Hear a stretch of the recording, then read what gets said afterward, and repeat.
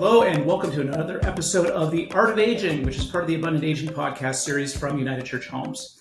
On this show, we look at what it means to age in America and in other places around the world with positive and empowering conversations that challenge, encourage, and inspire everybody, everywhere to age with abundance.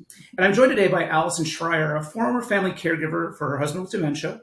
And Allyson is co-founder and CEO of Zinnia, an app to support dementia caregivers by playing videos that are digestible by and engaging for people with dementia.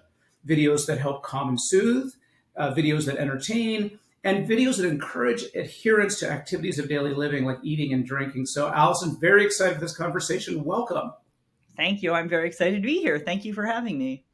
Great. And the subject today is immersive healing and how it applies within therapy programs for people with memory loss and cognitive decline. So let's just start out with the definition. What is immersive healing?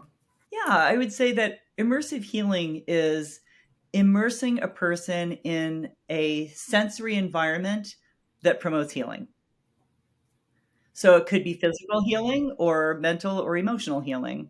Gotcha. So it really is about, it's an environment, it's setting the stage for wellness. It's setting the stage for healing. And we're talking today about immersive healing as a component of therapy programs for people with memory loss, dementia. How did you find yourself in this work? Sure, I'll talk about that. Let me also just go a little bit more deeply into immersive healing because I think I could tell you more about that.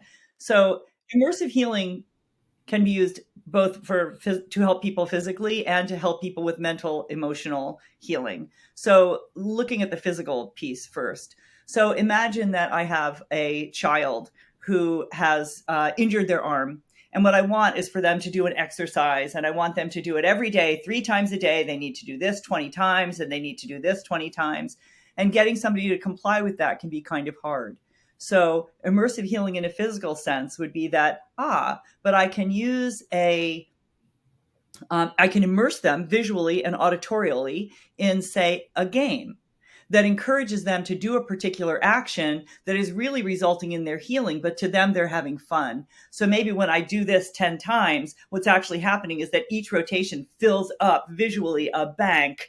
And at the end of 10 times, the bank is full, and now I can buy a really cool sword, for instance. So that would be an example of how we sort of gamify healing by making it an immersive experience for that person. In August of 2022, a paper was published that based on a study that took place in Spain, where there were 335 healthcare workers who had been pretty impacted by their work throughout COVID. And so what they did with those 335 people is they did a study where they used VR headsets and they immersed people in a world where there were beautiful and soothing visual and auditory experiences. So it might be nature programming or mindfulness programming. And what they discovered is that through this experience that people had significant improvements in anxiety and well-being.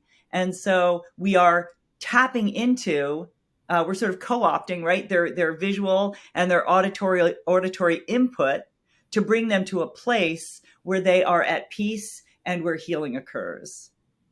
You know, more and more I'm just realizing, and this conversation just fits so naturally with a number of other guests that we've had on the podcast of late, just talking about just how mind state is so important to longevity and success. And you know, because when you think about somebody adhering to something like you just described, I mean, it has to be meaningful. I mean, what I always like to say is, no one takes a pill because they like how it tastes. It has, there's a motivation behind that, and there's a connection that needs to be made. And there are people out there that have different cues and different motivations and all that. So I would imagine that really setting the stage for wellness and setting the stage for healing may require some experimentation as to which immersive experience might be best for you, right? Oh my gosh, absolutely. And if you think about this, we all kind of engage in immersive healing on our own. We're able to create environments, like even me deciding to take a hot bath, turn down the lights, maybe play soft music. I am creating a space for myself that takes me to a place where I can completely relax and completely immerse in these experiences that take me away from the things that are troubling me. So everybody who's walking down the street with AirPods in, every time that I sit down and I say, you know what, I just need to put on a movie that I know is going to completely pull me in. Even there was a study that I was looking at recently, an NIH study that was talking about gardening as a form of immersive healing, because there I am, I've removed myself physically from the world that is troubling me, and I've brought myself to a place where I can focus on something that brings me joy. That is healing. Yeah, and that's what inspires me too, because people, you may tend to look at these things as indulgences, right? But I mean, these are necessary things for wellness, right? Oh my gosh. Yes, creating situations that allow me to be away from, distracted by distractions that take me away from the things that are troubling me is enormously healing. Yeah. But let's get into. I mean, you're doing great things with Zinnia. I mean, you were inspired to apply therapies for people that for a very often mysterious disease, with dementia, with memory loss, with Alzheimer's, Mhm. Parkinson's, what have you. And but you've been doing just amazing things with Zinnia, and it just seems so elegant as a solution. Can you tell us a little bit about how you came by it, or well, actually, first let's talk about what Zinnia is. I gave a little bit of a introduction in the overview, but we'd love to hear from you, and just how did you put this together? Yeah, you betcha. So, a little bit about what Zinnia is. So, Zinnia is an app that delivers a library of research driven videos that are specifically created to be digestible by and engaging for people who are living with dementia. So, if you think about, I'm having a bad day, I as a person who doesn't have dementia, the world is got me kind of amped up. My anxiety is high. What I might do is sit down and put on a TV show, something that I know is going to completely pull me in so that I get away from the things that are causing me anxiety.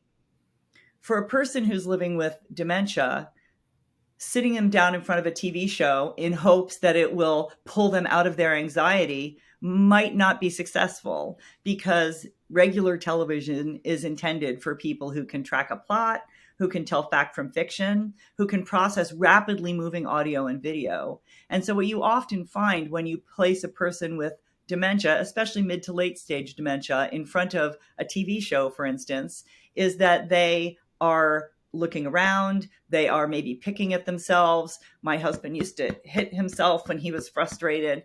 And these are the kinds of things that I would see when I would put television on for him.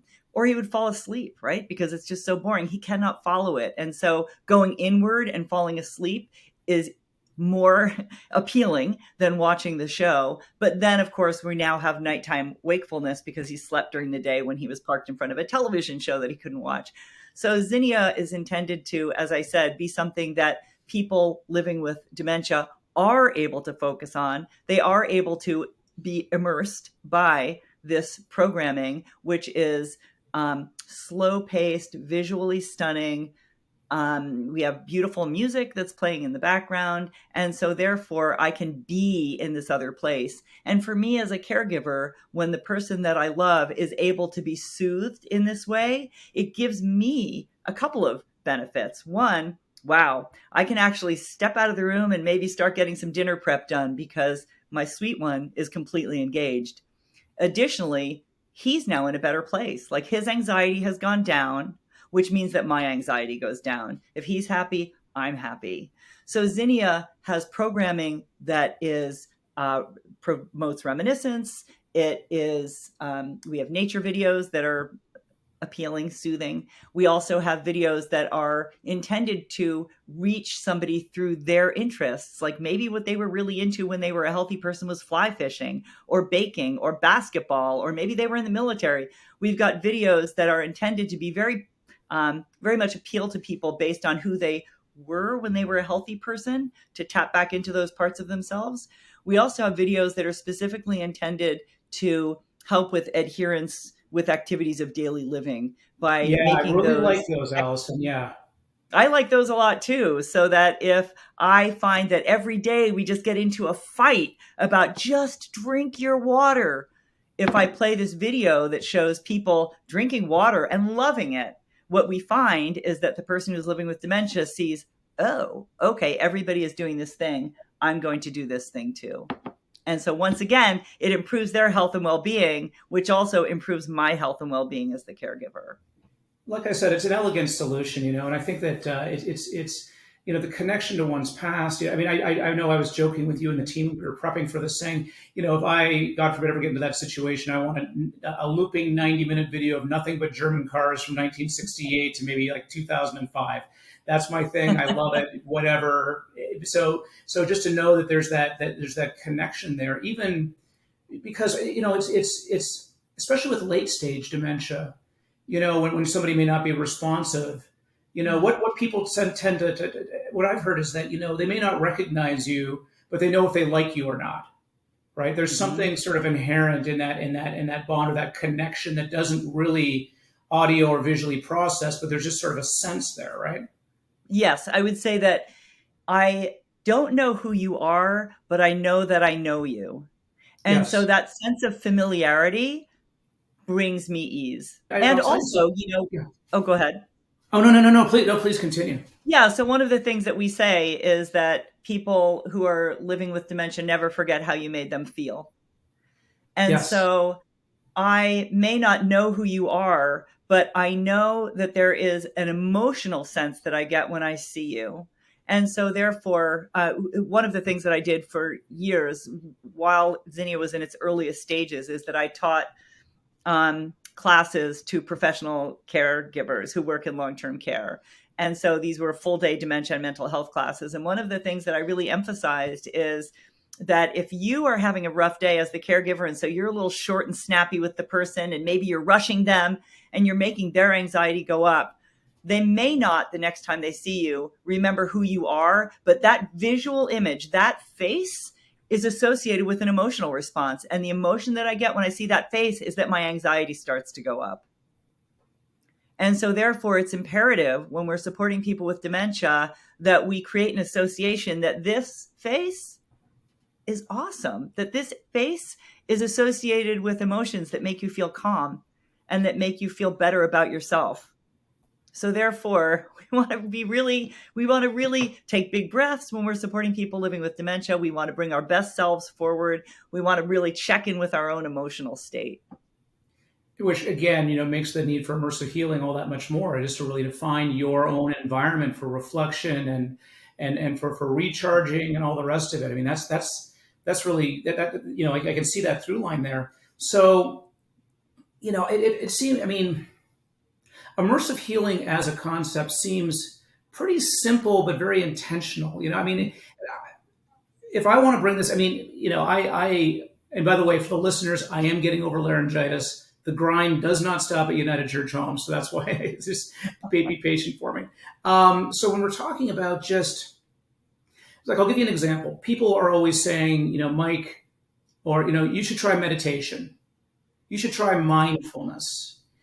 I am not good at any of those things. My brain does not work that way, but I do seek to bring in the benefits of mindfulness back to myself. So just for anybody out there, how would you advise them to start on their immersive healing practice? Sure. I would encourage, so I do meditate. I have, I think that we all are inclined to say I'm not like those people who can meditate because my mind goes all over the place. Even the most amazing meditators in the world, their minds go all over the place. Meditation isn't about preventing your mind from going all over the place. Meditation is about recognizing that your mind is going all over the place and bringing yourself back to your breath.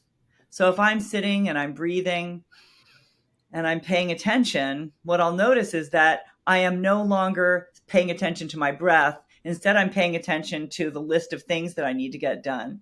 And so what I do as a meditator is I notice that I am now thinking about the 1,000,005 things I need to get done today. And I bring myself back to my breath. I say, okay, breathe in, breathe out, breathe in, breathe out, and I focus on that breath. And then suddenly I notice that what I'm really thinking about is whether or not I remember to iron the dress that I'm going to be wearing to the thing tonight. And then I say, ooh, back to the breath. So I would argue that everybody can meditate. And what happens over time is that you get better at noticing that you've left, and you get better at bringing yourself back. And so the way that this works out in everyday life is being really present in the moment. When I am talking to you, am I really focusing on you and hearing the words that you're saying? Or am I thinking about that dress that I need to iron?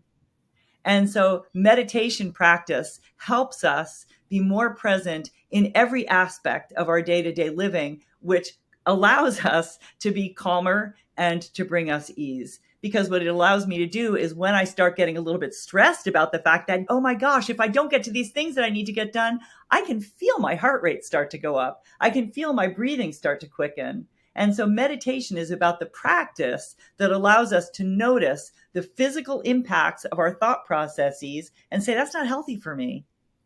I'm getting myself all stressed out. And what I need to do is just come back to this moment. It's interesting because it's basically, like training a muscle, right? I mean, there's a muscle that allows you to be present in the moment. Being present in the moment allows you to notice the things around you, to notice where you are right now, where you are. Because when you're talking about present in the moment, being present means not living in the future, right? I mean, a lot of what you're describing, oh, I have this to do, I have that to do. This is future Allyson, this is future Mike. I don't want future Allyson to suffer. I don't want future Mike to suffer, but yet the anxiety is suffering in the moment.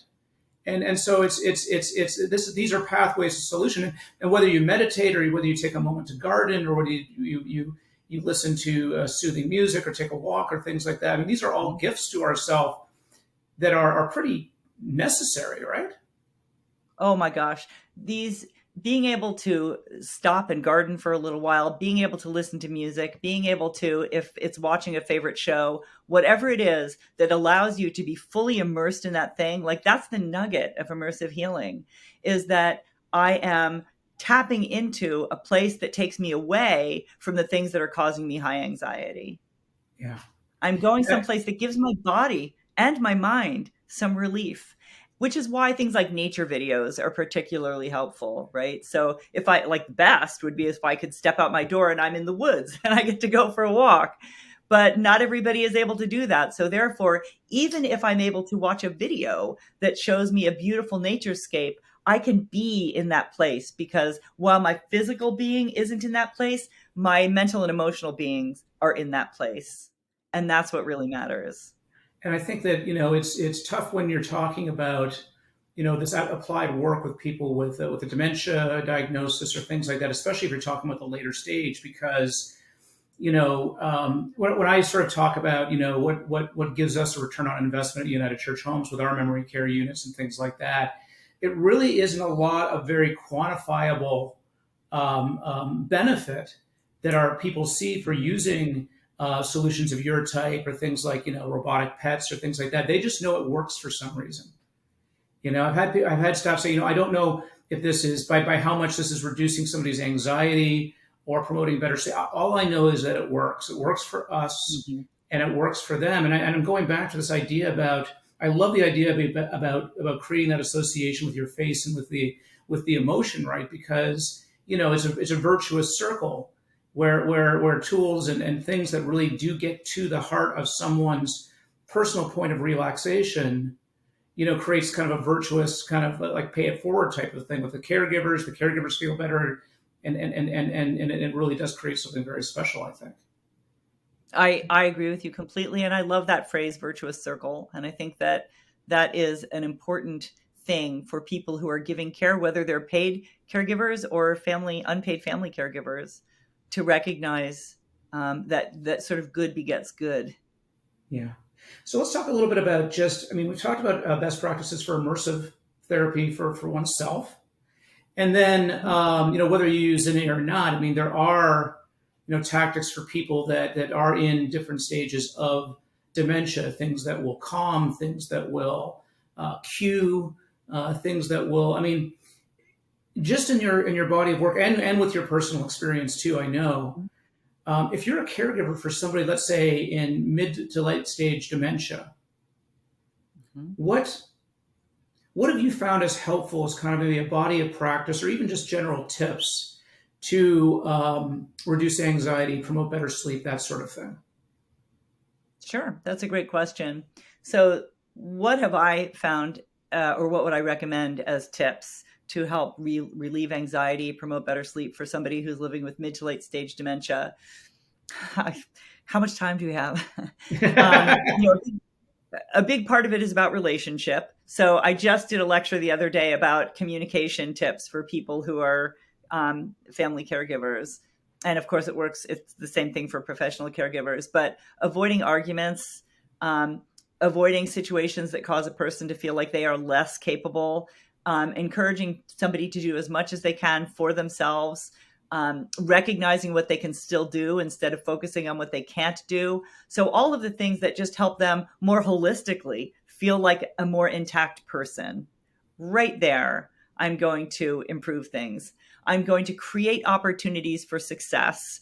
There is this idea of cognitive ramps, which is that I want to recognize that if there are things that are challenging for a person to do, that I try to pull those out of the equation. So if, for instance, their job in the morning is to make the coffee, but they're starting to put the cream into the coffee machine instead of the water into the coffee machine, how can I promote success? Well, gosh, I could put a note on the machine that says put water in here. I could put a water pitcher right by the coffee machine. So I want to encourage success.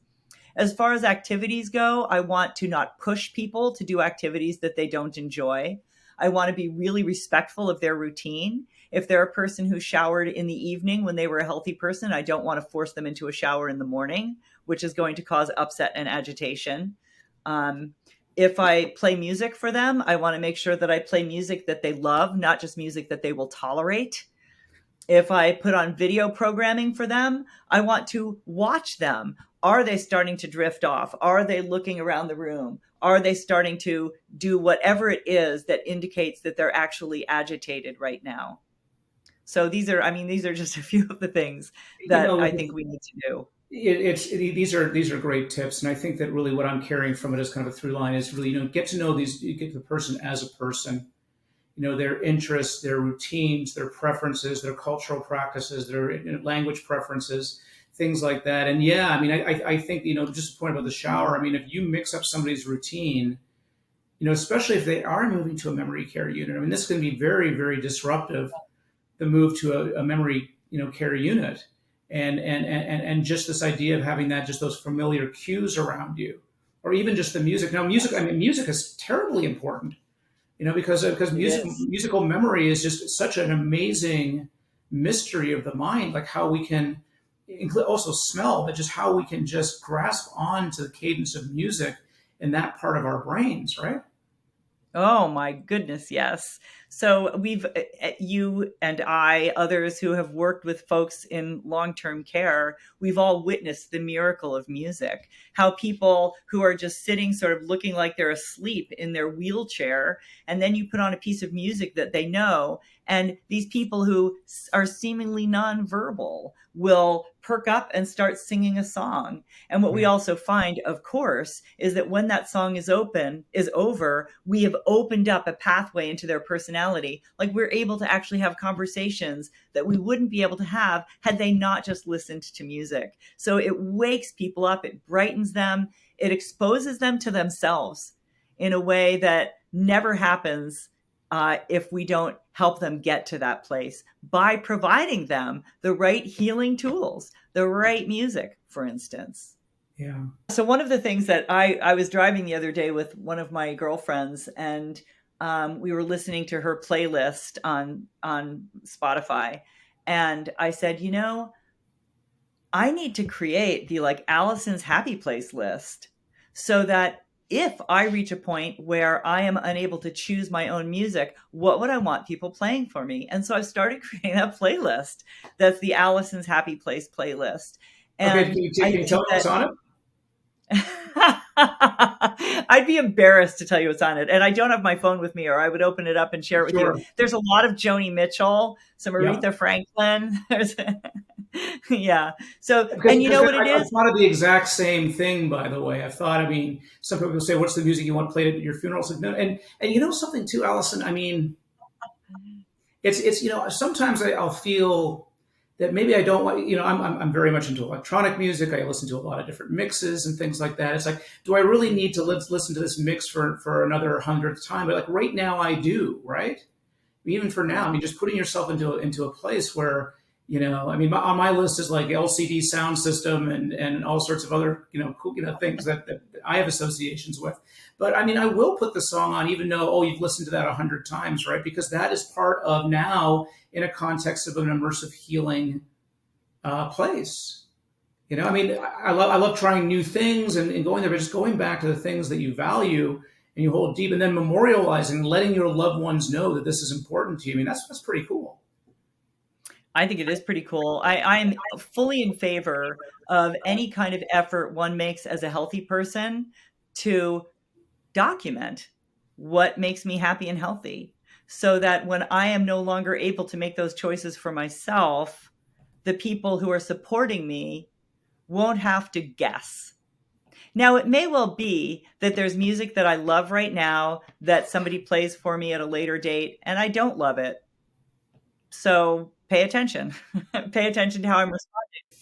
And then play something else from my list, because maybe the last time that I was listening to that particular piece of music was when I fell down in the shower or whatever, right? So we need to constantly pay attention. Well, Allyson, I think that you've shared some terrific tips here. I mean, there's a lot both for people who are caring for people with dementia, for yourself and your own self healing, also self care. I'm just glad that you're giving people more permission to go to these places and offer guidance and really just see a through line between doing these things as practices and the benefits we can get in just in terms of our overall holistic wellness. So thank you very much for that. But we're not over yet though, Allyson. Before we close out the show, we always like to ask our guests 3 questions about aging. And Okay. if my voice holds up, let's see if we can do this. Would you mind if I ask you those questions? I wouldn't mind at all. Okay. All right. So our first question in aging is this. When you think about how you've aged, what do you think has changed about you or grown with you that you really like about yourself? I think the first thing that pops to mind for me that I like about myself, that has grown as I have aged, uh, primary one is self confidence. I believe in myself in a way that I don't think I always did. I also trust my intuition. I used to second guess myself a lot. And I have learned over time that when I feel this way and I respond this way, that works for me. Um, and then finally, I think that I have become, and a lot of this has to do with my experience as a dementia family caregiver, as well, is I think that I have just become a lot more tuned in to the impact that I have on other people, Very cool. and respectful of that, right? Getting that the way that I am in the world doesn't necessarily appeal to everybody. So how do I be in a world in a way that brings ease to the people that are part of my life? And it just really shows to me kind of the richness about you and as people age, the experiences, the trust that you build in yourself, all of those different things, and then just the way that you think about the way you serve others. I think that's just wonderful. But question number 2: Mhm. what has surprised you most about yourself as you've aged? I would say something that has surprised me and also pleased me, is one of the things that my husband, when he was still his best self, he used to say about me is that he loved that I had retained a sort of childlike sense of wonder.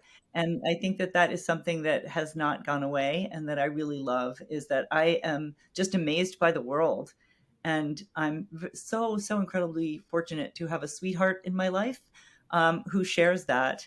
And we recently got a microscope, and we're constantly like finding things, and we come back and we explore them. And so that to me is like, wow, I'm so glad that I am still able to just appreciate the novelty of the Wow.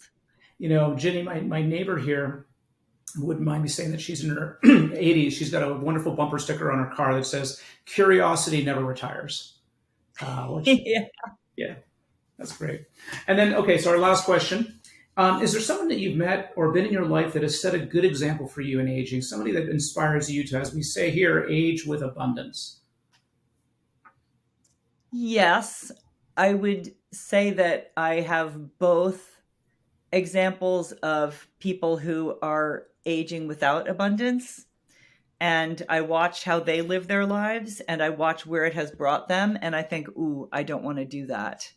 And so so contrasted with the folks who spend most of their time watching TV, who seem very closed-minded, who feel like their way is the only way, versus people like my friend has a father-in-law who everybody calls Grandpa Bruce. And I love Grandpa Bruce. And what I have watched and learned from watching him is that he, in his 80s, is still a docent at a local museum. He still takes classes at the University of Washington. He is still going to shows. And I say still,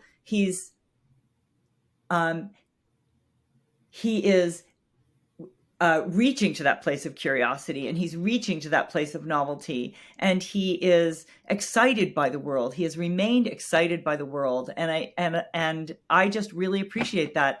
And I recognize that not everybody has the financial or the physical wherewithal to continue traveling, for instance, or to enroll in programs that are costly. But there's so much that we can do even from home that allows us to continue learning, because this also taps into the whole brain thing, right? Like, we know that one of the ways that we slow down cognitive decline is to continue to learn and to do things that are novel. It's great that people do crossword puzzles. It's great that people do Sudoku. But frankly, once your brain has figured out how to do Sudoku, so doing Sudoku every day isn't the thing that's going to keep your brain from declining. What it's going to be is finding the next new puzzle to learn how to do.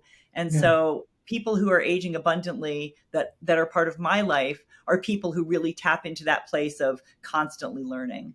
And I love that, because, an analogy that I've thought of and I've heard is this idea of, if you take a look at, where we were as we were children, the days seem to last forever. And then as adults, sometimes what we'll say is, oh man, the days go by so quickly. And I'm Mhm. thinking there's an association between discovery and newness and freshness and curiosity and the way that the days go in your life. I mean, it's like, kids are just learning stuff all the time and everything's new and the stimulation and the days go slowly. It's kind of like, Yeah. I go on vacation. Oh my goodness, I feel like I've been here a week. I've only been here for 2 days, right? So seeking and new experiences seems to be this way of not just keeping things fresh in your mind, but also really making your days very, very engaging and rich and long lasting. That's sort of a reflection that comes to my mind on that, and I think that's wonderful. Um, I think so too. And I think that one of the things that we get sort of locked into is this sense that learning has to have a purpose. So I go to college and I learn the classes that are going to give me the skills to accomplish a particular job so that I can make money, so that I can live my life. So why would anybody start taking classes? Like, why would you take piano lessons when you're 82? Because you're never going to be a master pianist. So what? In the moment, I am playing piano and I am learning. And even if I play piano badly, which would be me, it doesn't matter. And then this gets back to the conversation that we had earlier, Mike, about being present in the moment, right? Like, what is happening in this moment? In this moment, I just learned, how jellyfish eat. Like, yeah, that's not going to win me a Nobel Prize. It's not going to be something that I study in my dissertation, but I just learned something new. And you know what that did? It created stuff in my brain. It made my brain get bigger. It made my brain get smarter. And so and I this hope I is what never, we I hope I want to never do. lose that about myself. Just finding just little things fascinating. I mean, I learned the other day that a lot of Vietnamese restaurants will have numbers in their names. like it'll be like FA 75 or FA Oh, yeah. 53, and that number would mean maybe the year that that family immigrated to the United States, 1975, or it could be Yeah. the creation of the South Vietnamese Republic in 1953. I don't know if that's right, but just to know that these things are not just, there's so much to learn in the world that you're going to have lifetimes upon lifetimes to learn it all. So it's just, so don't feel guilty if you're learning something for no associated purpose at all. I think that's a wonderful place to end the podcast today. But importantly, Allyson, first tell us where we can find you. Sure. So I am, my email is probably the easiest way to find me. And I'm happy to have people email me if they want to, if they have questions. My email address is Allyson, ALLYSON, at Zinnia, ZINNIA.com. Allyson@ZinniaTV.com. And if you want to learn more about Zinnia, and I'll say ZINNIA just because I can, that's zinnia.tv as the URL, correct? ZinniaTV.com is the Oh, URL. ZinniaTV.com. Perfect. Yeah. All right. Well, so ZinniaTV.com.